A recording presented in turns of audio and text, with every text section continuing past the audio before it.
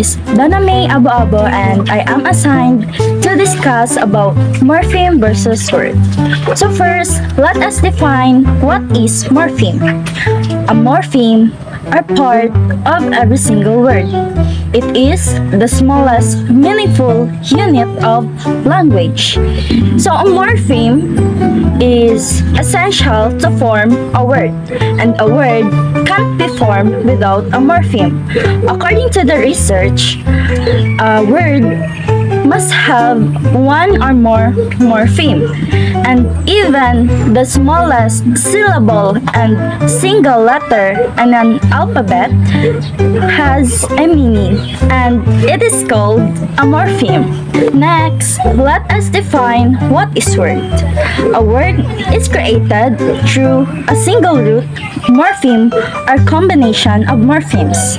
It is also a unit of a constituent that necessary to create phrases and sentences. So what I have said earlier, a word is composed of morphemes, and a morpheme is essential to form a word, and a word also essential to form phrases and sentences. Okay, so take a look at the example. The example is the word unreal, and the word unreal has two morphemes, which are the un means not and the real means existing or occurring as fact. So the morpheme un and the morpheme real makes up the word unreal. In the word run, there's only one morpheme.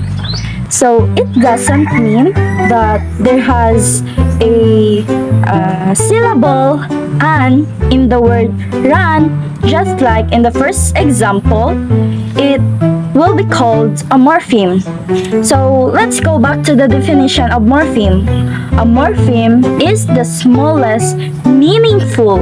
So it means that if you want to break the word into a morpheme, make sure that it is still connected to the word you break. The question is, it is possible that the word run can have two morphemes? Yes, if you add the letter S. So, runs has two morphemes, the word run and the letter S. And S indicates plurality, and it makes up the word runs. And now, I am going to discuss about lexical and grammatical morphemes. First, let us define what is lexical morphemes. Lexical morphemes are identified as words that contain meaning of the messages and are often referred to as the content words. When these words are deleted in the sentence would not make sense.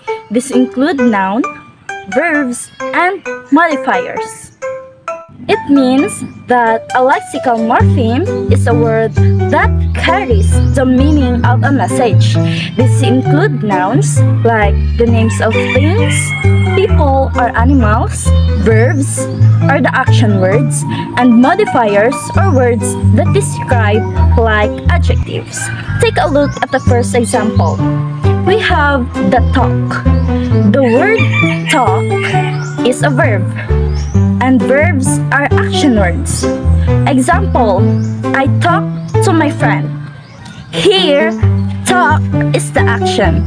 Without this word, the sentence would not make sense. Second example is we have the word make, and the word make is also a verb, and this is another action word. For example, she makes a cake. The verb make tells us what the subject or what she is doing. If make is removed, the sentence won't explain the action. We have third example, and the word is cat, and the cat is a noun. Nouns are names of people, animals, place, or things. Example, the cat is sleeping. The noun cat tells us who or what is performing the action. If cat is gone, we wouldn't know what's sleeping. Fourth example is we have the word big, and the word big is an adjective or a modifier, and adjectives describe nouns. Example, the big house is pretty. The word big tells us about the size of the house. It adds meaning to the sentence. Without it, we lose important information about the house. And lastly, we have the word beautiful. And the word beautiful is an adjective or modifier. Like big, this adjective describes something. Example, she is beautiful. Beautiful gives us an idea of what she looks like. Without this word, the description is incomplete. Since we already discussed all about lexical morpheme, let's move on to grammatical or functional morpheme. Grammatical or functional morpheme are words in the sentences that modify the meaning. When functional morphemes are deleted in the sentences, the meaning could still be understood. It is also commonly referred to as grammatical morphemes or function words, which include prepositions, pronouns, conjunctions, and interjection. It means that functional morphemes, also called function words, don't carry the main meaning of a sentence. Instead, they help modify or connect the content words. Even if they remove the basic meaning of the sentence, can still be understood. These include prepositions, pronouns, conjunctions, and interjections. Let's break down the examples one by one. First example is the morpheme beyond, and it is a preposition. And prepositions show relationships between words like location, time, or direction. Example, the park is beyond the hill. Beyond tells us where the park is. If it's removed, we still get an idea, but the location becomes unclear. Second example is the morpheme under, another preposition that shows position. And example, the cat is under the table. Under explains the location of the cat. Without it, the sentence might still make sense but lose clarity. The third example is the interjection ew. And interjections are expressions of emotions or reactions. And for example, ew, it smells bad. The morpheme ew shows disgust. If you remove it, the main message is still clear. And the fourth example is the morpheme but. And but is a conjunction, and conjunctions connect words, phrases, or ideas. For example, I like ice cream, but it's too cold.